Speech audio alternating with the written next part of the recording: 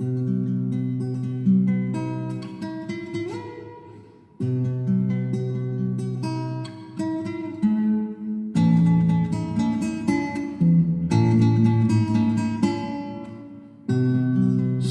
caro mi fu quest'ermo colle e questa siepe, che da tanta parte dell'ultimo orizzonte il guardo esclude.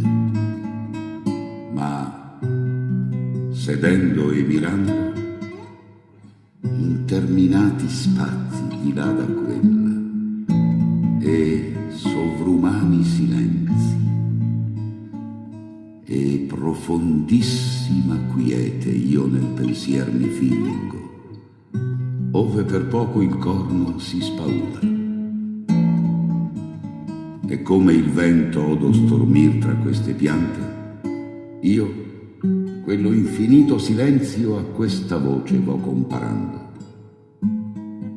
E mi sovvien l'eterno, e le morte stagioni, e la presente, e viva, e il suon di lei. Così, tra questa immensità s'annega il pensier mio, e il naufragar